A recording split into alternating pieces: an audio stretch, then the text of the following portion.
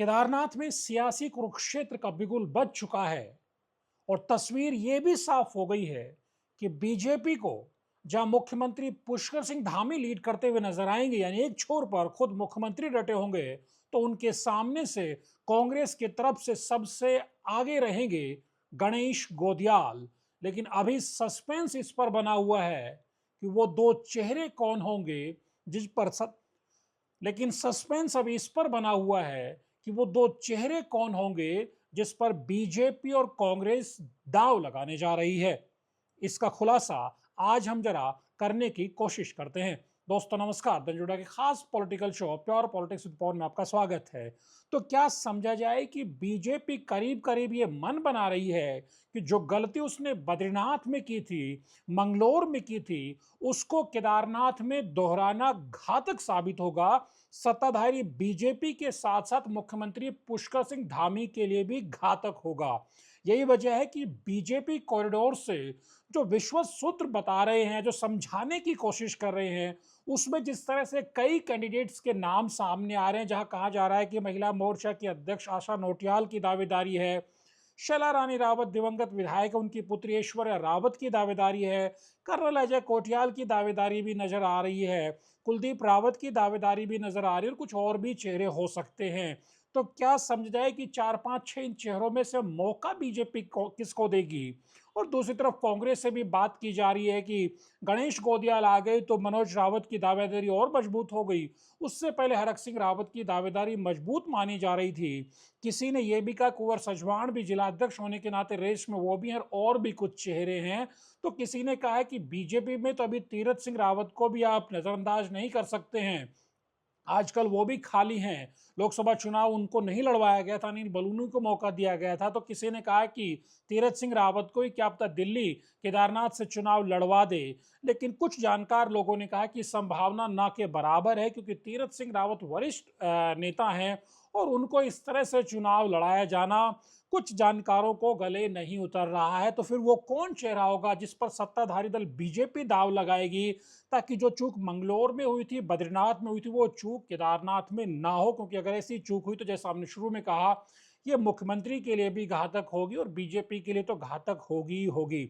सबसे बड़ा सवाल ये कि जब इन चेहरों की आप बात करते हैं, बीजेपी के भीतर के चेहरे, चाहे ऐश्वर्या रावत की आप बात करिए, चाहे कुलदीप सिंह रावत की बात करिए, कर्नल अजय कोटियाल की बात करिए, या फिर आशा नोटियाल की बात करिए, बद्रीनाथ में बीजेपी चूक कहां गई थी। बीजेपी जानती नहीं थी कि जिस तरह अति आत्मविश्वास में वो राजेंद्र भंडारी को कांग्रेस से रिजाइन कराकर लेकर के आ रही है, उसको क्या पता है कि बीजेपी का काडर ही खारिज कर दे। ऐसा कांग्रेस ने बद्रीनाथ में बीजेपी के साथ किया। जब कांग्रेस को जीत मिली तो बीजेपी समझ गई कि उसके खुद के काडर में बहुत ज्यादा नाराजगी थी।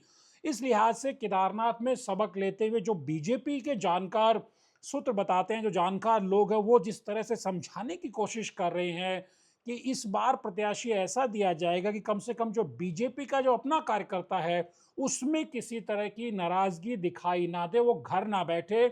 और इस तरह से हरियाणा में बीजेपी ने वापसी करके दिखाई है। वो 2024 के ही लोकसभा चुनाव में 10 सीट 2019 में जीतती है, 2024 में 5 पर सिमट जाती है, 5 कांग्रेस जीत ले जाती है। लेकिन फिर वो जबरदस्त वापसी करती है और विधानसभा चुनाव में आरएसएस का काडर भी उतरता है मैदान में। बीजेपी का जो असंतुष्ट और नाराज काडर था वो भी मैदान में उतरता है। नतीजा सामने है कि हरियाणा में बीजेपी इतिहास बनाते हुए तीसरी बार सरकार बना रही है।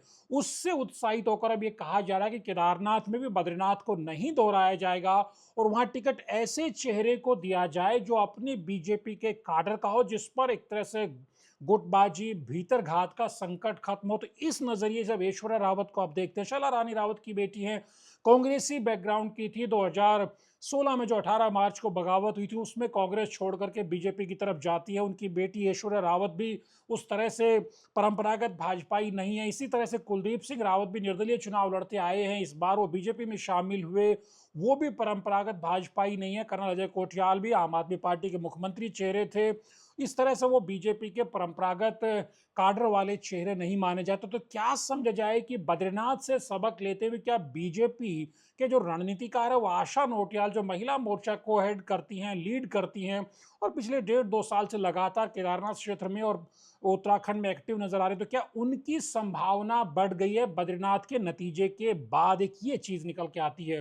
बात अगर कांग्रेस की करें तो जिस अंदाज में वरिष्ठ पर्यवेक्षक के तौर पर, सीनियर ऑब्जर्वर के तौर पर जो एंट्री गणेश गोदियाल की हुई है, क्योंकि पहले जिस तरह जो 2 ऑब्जर्वर थे उसके बाद 2 और ऑब्जर्वर बनाए गए, लखपत बुटोला को ऑब्जर्वर बनाया गया, उसके अलावा सीनियर ऑब्जर्वर बनाया गया गणेश गोदियाल। तो क्या समझ आए कि कांग्रेस भी जो मंगलौर में काजी निजामुद्दीन को चुनाव में आगे लड़ाती उपचुनाव में, उसी अंदाज में केदारनाथ में भी मनोज रावत को आगे लड़ाने वाली है? क्योंकि स्थानीय प्रत्याशी की बात की जाए तो मनोज रावत स्थानीय प्रत्याशी हैं, जैसे आशा नोटियाल स्थानीय प्रत्याशी हैं। इस लिहाज से और 2017 का चुनाव मनोज रावत वहां से जीत चुके हैं, लेकिन कांग्रेस के सामने चिंता यह है कि 2022 का चुनाव जब बीजेपी ने यानी शैला रानी रावत ने जीता था, तो उनको वोट करीब करीब मनोज रावत से दोगुने से थोड़े कम वोट मिले थे। 12-14 की लड़ाई में मनोज रावत कुलदीप रावत अटक करके रह गए थे और 20 पार चली गई थी शैला रानी रावत। तो ये कांग्रेस को तीसरे नंबर से पहले नंबर पर आने की चुनौती रहेगी। लेकिन मोटे तौर पर दिखाई दे रहा है कि केदारनाथ में कम से कम आज के दिन जो तस्वीर मुझे दिखाई दे रही है, आप जानते हैं सियासत संभावनाओं का खेल है, इसमें पल पल बदलाव होते हैं, उलटफेर होते रहते हैं, और हरक सिंह रावत भी पीछे नहीं हटने वाले हैं। कुंवर सजवान भी अपने तरीके से प्रयास करेंगे और दूसरे कांग्रेस के दावेदार भी अपने तरीके से प्रयास करेंगे। लेकिन जो मोटा मोटी तस्वीर मुझे दिखाई, जो बनती हुई दिखाई दे रही है कांग्रेसी कॉरिडोर्स के भीतर से जो खबर आ रही है, बीजेपी कॉरिडोर्स के भीतर से जो खबर आ रही है, उसमें आज के दिन मुकाबले में मनोज रावत कांग्रेस की तरफ से और आशा नोटियाल बीजेपी की तरफ से चुनावी लड़ाई में आमने सामने आते हुए दिखाई दे रहे हैं। आने वाले दिनों में क्या डेवलपमेंट होता है, हरक सिंह रावत कहां चुप बैठने वाले हैं, जैसा मैंने पहले कहा वो भी एफर्ट करेंगे। तो जिस तरह से बीजेपी की अगर बात करें तो कुलदीप रावत से लेकर कर्नल अजय कोठियाल से लेकर केशवर रावत से लेकर दावेदारी वो भी अपने तरीके से करेंगे। लेकिन जो कम से कम आज दो तस्वीर दिखाई दे रही है, जो पॉलिटिकल सिनारियो दिखाई दे रहा है बद्रीनाथ के बाद का, उसमें बहुत कम संभावना है कि बीजेपी कोई एक्सपेरिमेंट करे तीरथ सिंह रावत जैसा, या कांग्रेस भी मनोज रावत को छोड़कर किसी नए चेहरे पर दाव लगाए। देखना बेहद दिलचस्प होगा जब प्रत्याशी फाइनल होंगे, क्योंकि जब तक चुनाव नहीं होता 20 नवंबर तक, और जब तक प्रत्याशियों का ऐलान नहीं हो जाता, तब तक हम कुछ और वीडियोस भी केदारनाथ के उपचुनाव को लेकर बनाएंगे। लेकिन आज की तस्वीर में कम से कम मुझे दिखाई दे रहा है कि मनोज रावत कांग्रेस की तरफ से लीड करते हुए दिखाई दे रहे हैं, तो आशा नोटियाल बीजेपी की तरफ से लीड करते हुए दिखाई दे रही है। आपको क्या लगता है, आप भी कमेंट करके बताइए, क्या आपको लग रहा है कांग्रेस किसे टिकट दे सकती है और बीजेपी किसे टिकट दे सकती है? के वीडियोज को लाइक कीजिए, शेयर कीजिए और कमेंट करिए। नमस्कार।